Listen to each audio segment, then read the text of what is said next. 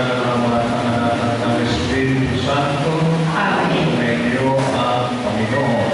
At sumayo rin. Mga kapatid, aminin natin ang ating mga kasalanan upang maging marapat dumarang sa banal na pagdiriwang.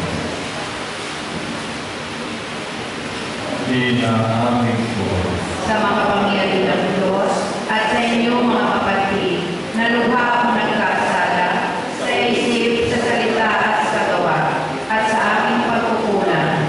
Kaya isinasamo ko sa mahal na Birhen Maria, sa lahat ng mga anghel at mga banal, at sa inyo mga kapatid na ako'y panalangin sa Panginoong ating Diyos. Awan tayo ng makapangyarihan Diyos, patawarin tayo sa ating mga kasalanan, at pagbabayad tayo sa buhay na wala hanggan. Amen.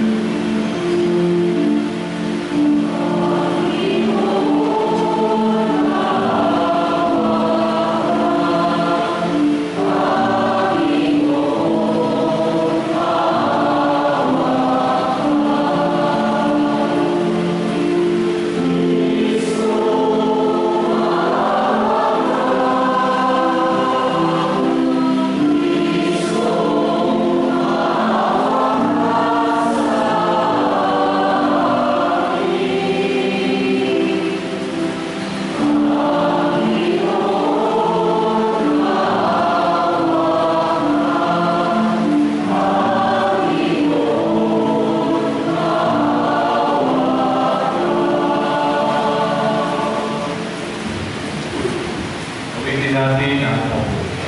Amen.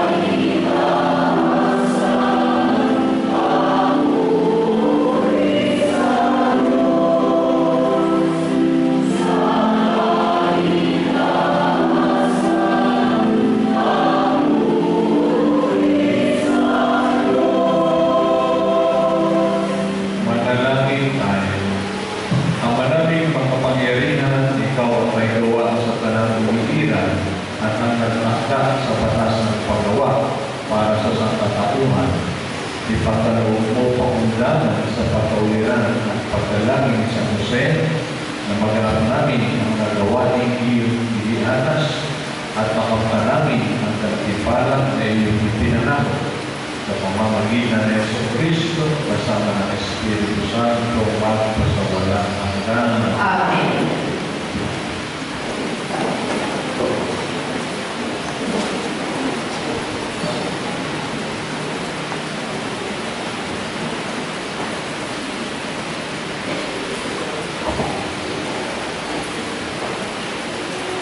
Pagbasa mula sa aklat ng Genesis.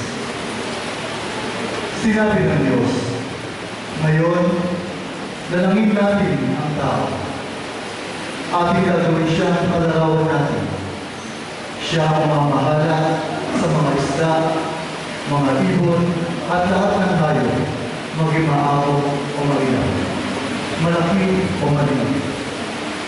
Nilalang na ng Diyos ang tao ayon sa kanyang larawan. Lumalang siya ng isang lalaki at isang babae, at sila'y pinagpala. Bika niya, magpakarami kayo at punuin ang inyong mga supli ang buong daigdig at pamahalaan ko. Binibigyan ko kayo ng kapangyarihan sa mga isda, sa mga ibon, at sa lahat ng may ilang na hayop, maging malalaki o maliliit. Bibigyan ko rin kayo ng lahat ng uri ng buti at ng mga buong kahoy na inyong makakaroon. Ang lahat ng hanapang luntian ay ibibigay ko naman sa may ilang na hayop, malaki man o maliit, at sa lahat ng mga ibon. At ito nga ang nangyari. Pinagmasdan ng Diyos ang lahat niyang ginawa at lubos siyang nasiyahan. Dumaan ang gabi at sumapit ang umaga. Ito ang ika-6 na araw. Ganyan nilikha ng Diyos ang lupa, ang langit at lahat ng bagay na naroroon. Sa loob ng 6 na araw, tinapos niya likhain ang lahat ng ito, at siya'y nagpahinga sa 7th araw. Pinagpala niya ang 7th araw at itinanim, sapagkat sa araw na ito, siya nagpahinga matapos likhain ang lahat. Ang salita ng Diyos. Salamat sa Diyos.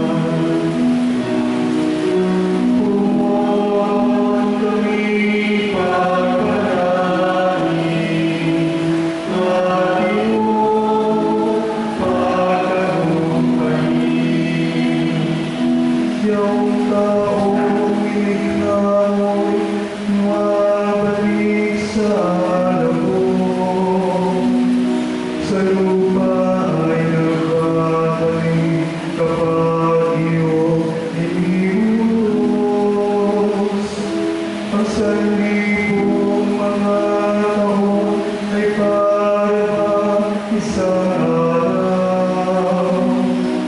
Sa banda mo, Panginoon, isang-isa matalaran.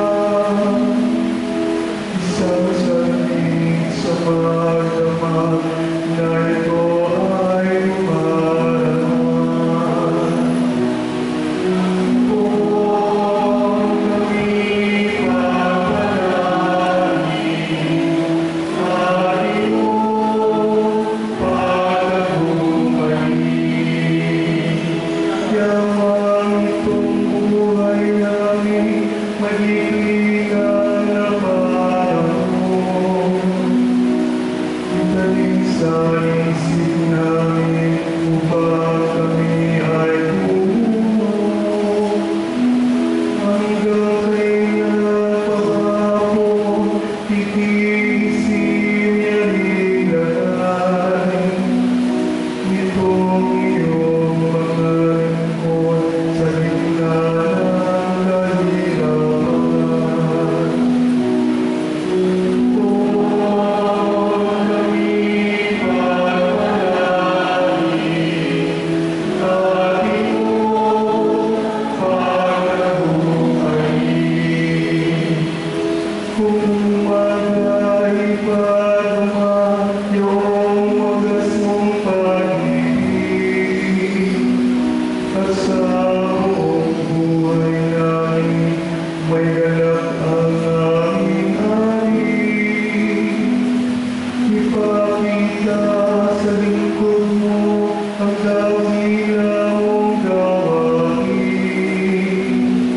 At sa sunod naming lahi, ipadamay gayon din. Kung kami papanalangin, Hari mo pagtagumpayin. Kung kami papanalangin, Hari mo pagtagumpayin. Tumayo po ang lahat.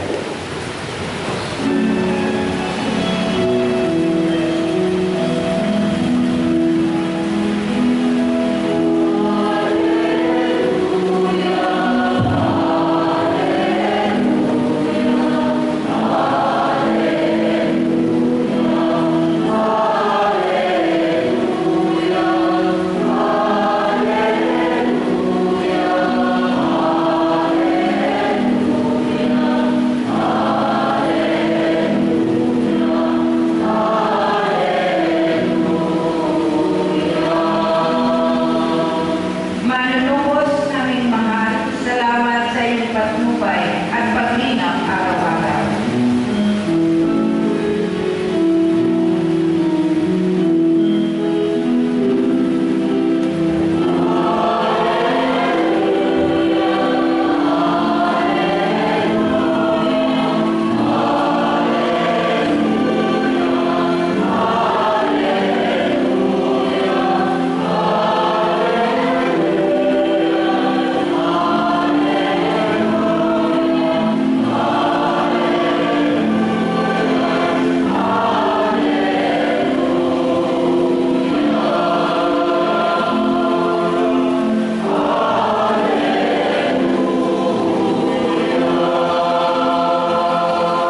Sumainyo ang Panginoon.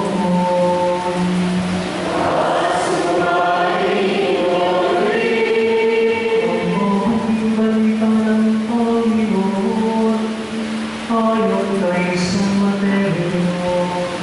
Papuri sa iyo, Panginoon!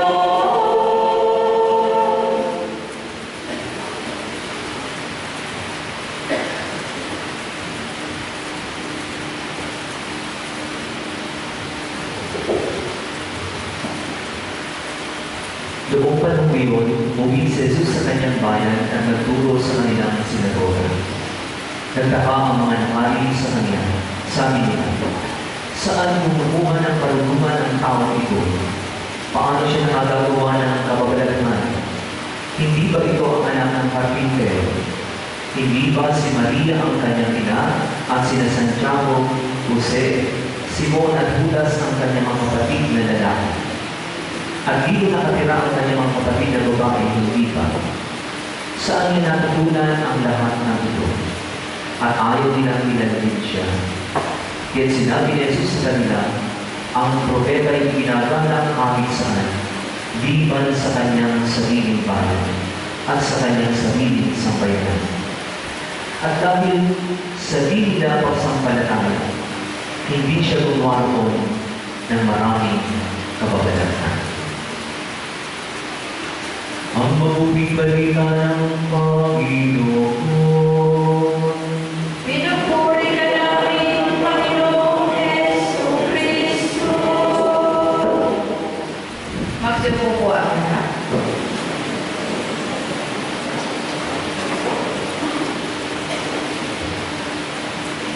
Pinamahal kong mga kapwa-anak ng Diyos.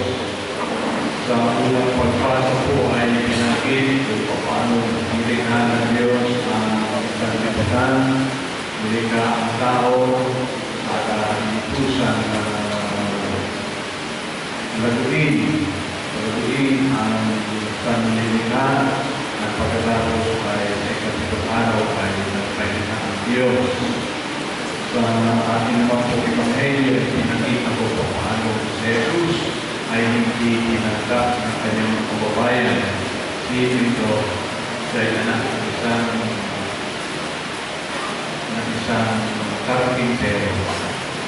Sa araw na ito ay ating pinagdiriwang ang kapistahan ni San Jose bilang isang manggagawa.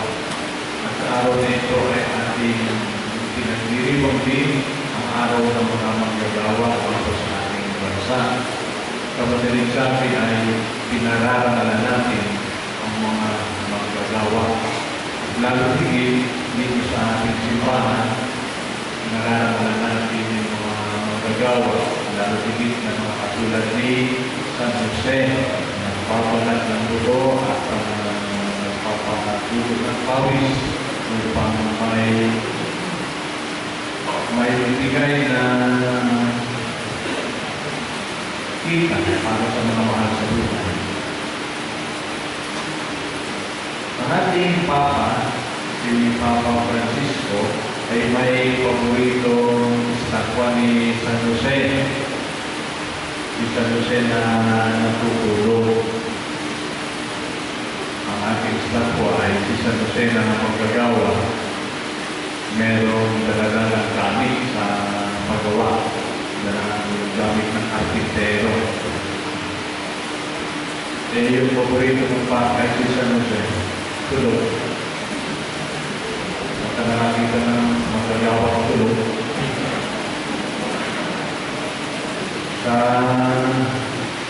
Sa Quezon, sa Pagdali, sa Tumaka, yung daan ko po doon, meron isang nakakulin, isang taong malaki ang tiyan, nakahiga, tulog. Sa Piligawa, sa Quezon, ang tawa. Pero si San Jose, tulog, pero hindi naman tawa. At ito'y may kaugnayan sa ating unang pagbasa. Sapagkat ang Diyos sa ikapitong araw ay nagpahinga. Ang isang manggagawa, katulad ni San Jose, ay kinakailangan din magpahinga. At ang totoo, ang mga sinabi ng Diyos kay San Jose ay nalaman ni San Jose sa pamamagitan ng panaginip. Doon siya ay tulog.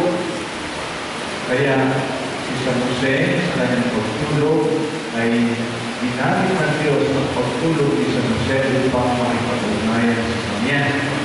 Pero matapos na si San Jose ay gumising, ay kanyang sinagaguparan yung sinabi sa kanya ng Diyos sa panaginip. Ano ibig sabihin ito? Bilang mga manggagawa, kailangan din natin ang panahon ng pamamahinga.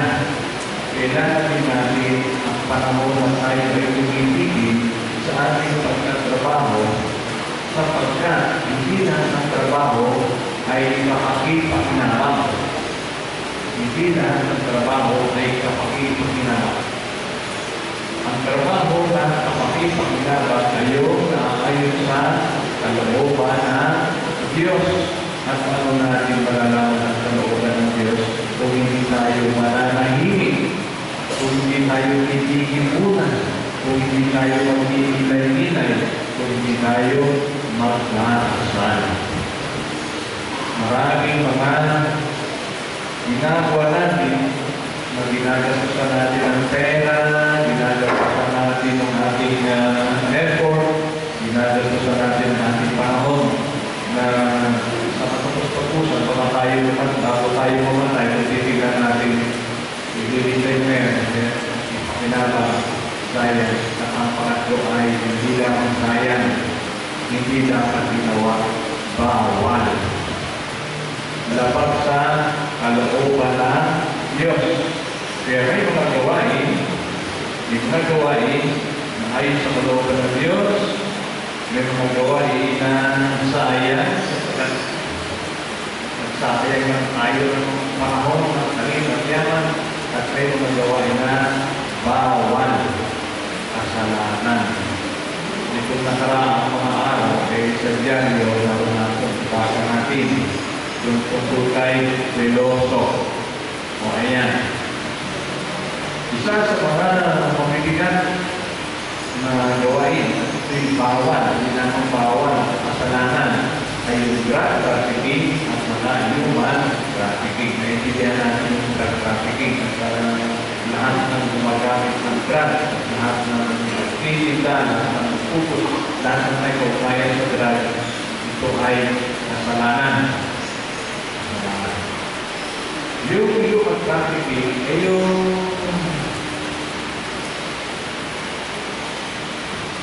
may kaugnay dito sa mga tao, halimbawa, nagkakasundo. O ito tayo may kasunduan. Halimbawa sa trabaho. O ito may kasunduan tayo, ito yung magiging trabaho mo. Pumayag naman yung isa.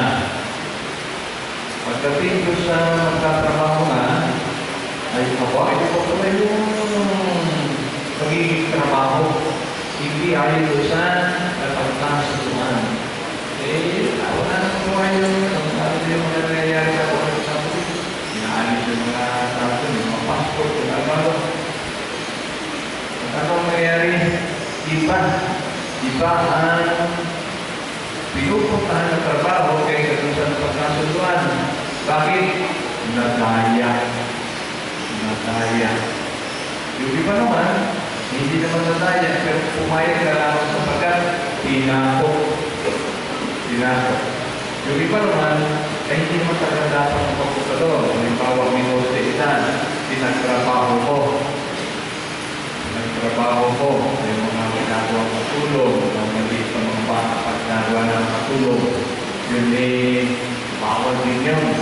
Yun abuso sa bata at abuso doon sa karupahan ng mga tao niyan. Ito ay mga gawain na bawal. Ito yung mga gawain na kasalanan. Ano pa? Pagnanakaw, mapangarayan natin ng Diyos. Kaya ito ay isang panahala sa atin, hindi naman ito mga kapatid. Titignan natin. Ito trabaho ko. Ito ba dapat? Ito ba pakinabang? Ito ba nakakatulong? Ito ba ay pakinabang ng trabaho nito? Natutuwa ang Diyos. Natutuwa habang ginagawa ito. At kahit walang nakakakita, kahit walang magpupuri, kahit walang magbibigay sa akin ng nagpipala, ito pa lang, trabaho ko ito. Nakikita ng Diyos, natutuwa ang Diyos sa ginagawa. O kaya itong kumain mo ito ay nagsasayang ka lang ng panahon. Sasayang ka lang ng panahon. Pagkatapos ko lamang ang nakikinabang ito at ang pakilabang ito kung titignan, wala rin kasaysay. Walang saysay. Sayang naman. Kung kayo itong trabaho mo ito wala nga nakakakit, wala nga naman pagsusumpo. wala namang magpaparusa. Pero sa mata ng Diyos ay ikinanlulok ng Diyos, ikinagagalit ng Diyos. Hindi ko dapat ginagawa ito. Hindi ko dapat ginagawa ito. Kaya sa misa ito, ating hilingin kay San Jose. Hilingin San Jose, maggagawa. Kapag tayo lahat ay magagawa lahat, ibig na kaya ang gawa yan ay dito, kaya ang gawa yan ay kamay, kaya ang gawa yan ay laway. Pero umamagin na lang ang magkakalit ay magawa rin yun. Lahat ng paggawa. San Jose, tulungan mo. Itong ginagawa mo ay maging kalulugod sa ating Panginoon. Tulungan mo ako na itigil na itong gawain ito na sa tingin ko, ito hindi pakinama. Pero ako lang rin ang nasisira. Ako lang rin ang nasisira. At ginadamay ko pa yun. At tulungan mo ako na malaman at ano yung mga gawain na walang kapamumuluhan upang gamitin ko yung aking pera, yung aking panahon, yung aking talino doon sa mas makabubuti ng mga gawain. At sa San Jose, tayo kanyang pagbanas. Na may sabi-sabi ito, ay tayo pinayayaan ng Diyos upang paglabas natin dito sa simbahan, alam na natin, ito, itutuloy ito, gawain ito, itutuloy ito. Ito, pag-isipan ko ito.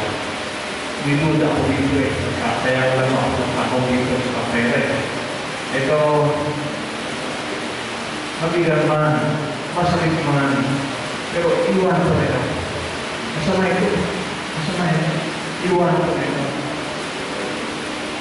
Pagpalayatin natin po ng Diyos, wala kayo natin isip, at bigyan tayo ng mga upang katulad ni San Jose, ay sundin at gawin ang mga bagay at mga gawain na nagbibigay lugod sa ating Panginoon Diyos. Kung ating pagkasala at pinagpapatuloy natin ang pagkasala ng misa, tumayo tayo, payag natin ang pananampalataya, sumasampalataya o Sa Diyos ang makapangyarihan sa lahat, na may gawa ng langit at lupa. Sumasampalataya ako kay Yesu Kristo, isa na ang Diyos, Panginoon natin lahat. Nagkatawang tao siya dala ng Espiritu Santo. Ipinanganak ni Santa Maria Virgen. Pinagpakasakit ni Poncio Pilato. Ipinako sa krus, namatay, inilibing. Nanao sa kinarurukunan ng mga yumaho. Nang may ikatlong araw, nabuhay na maguli. Umakyat sa langit. Naluluklok sa kanan ng Diyos, amang makapangyarihan sa lahat. Doon magmumulang paririto at hukom sa nangabubuhay at nangamatay na tao. Sumasampalataya naman ako sa Diyos Espiritu Santo, sa banal na simbahang Katolika, sa kasamahan ng mga banal, sa kapatawaran ng mga kasalanan, sa pagkabuhay na muli ng nangamatay na tao, at sa buhay na walang hanggan. Amen. mga kapatid, natin nating pasalamatan ang Santisima Trinidad sa pamamagitan ng mahal na Birhen Maria, ina ng Diyos at ina natin, si San Jose, ang kanyang napakalinis na kapiyak at ang mabanal na anghel at mga santo. Hilingin natin sa Diyos ang mga makapangyarihan, pinagmumulan ang lahat ng mabuting bagay kay Yesu Kristo, na kanyang bukong na anak at ating tagapagligtas at Espiritu Santo, na ibuhos nawa ang grasya na walang tigil sa ating mga puso at tugon. Panginoon, sa iyong awa, pakinggan mo ang aming panalangin. Panginoon, sa iyong awa, pakinggan mo ang aming panalangin. Para sa Iglesia, tandaan ka sa kapan ng pandaigdigang kaligtasan upang pagalagaan ito ng Espiritu Santo sa kanyang pagkakaisa at palakasin ang kanyang pananampalataya upang kaalaman ng pag-ibig ni Kristo na ating tagapagligtas ay maipahayag sa buong mundo. Manalangin tayo sa Panginoon. Panginoon, sa iyong awa,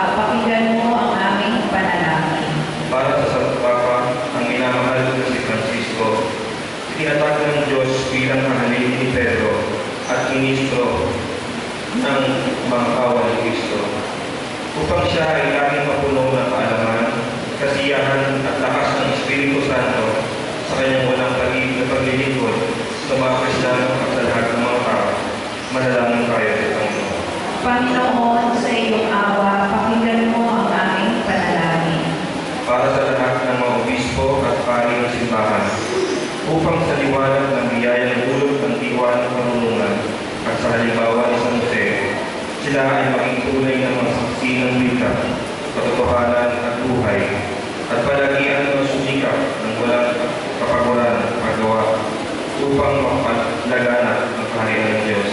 Manalangin tayo sa Panginoon. Panginoon, sa iyong awa, pakinggan mo ang aming panalangin.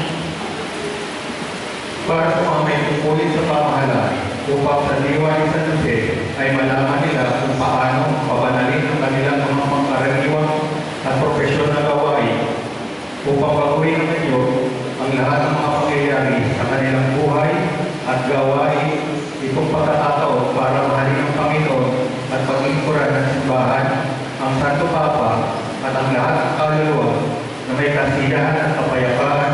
Manalangin tayo sa Panginoon. Panginoon, sa iyong awa, pakinggan mo ang aming panalangin.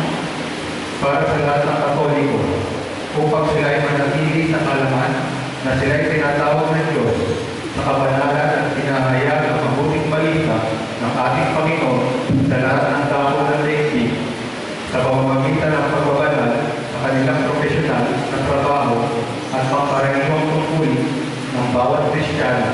Manalangin tayo sa Panginoon. Panginoon, sa iyong awa, pakinggan mo ang aming panalangin. Para sa lahat na lumalok dito sa Eucharistia ito sa ating pamilya at sa buong katauhan, upang pakinggan natin ang tinig ni Jesus, ang Diyos na katawang tao at tagapagligtas ng daigdig, upang iwanagan ang diwa ng Diyos ang lahat ng katotohanan dito sa mundo. Manalangin tayo sa Panginoon. Panginoon, sa iyong awa, pakinggan mo ang aming panalangin. Maraming mga pangyarihan iniran mo si San Jose upang maging modelo natin sa pagsunod sa iyo. Pakinggan mo ang mga panalangin at pinapaabot namin sa iyo na may mapagmahal na tiwala at ipagkaloob mo sa amin ang biyaya na matupad lagi at sa akan ng iyong kalooban sa pamamagitan ni Kristo ng aming Panginoon. Amen. Magsiupo po.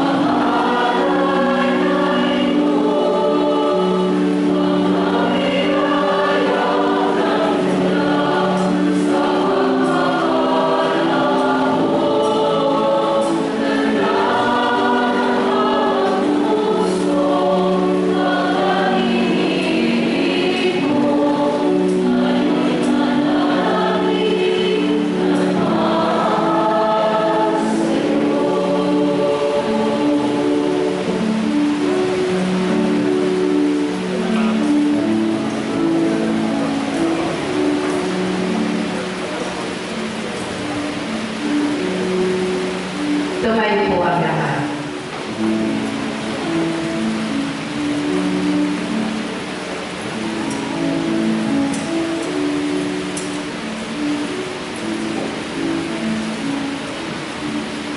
Manalangin kayo mga kapatid upang itong ating paghahain ay karutan ng Diyos Ama na makapangyarihan.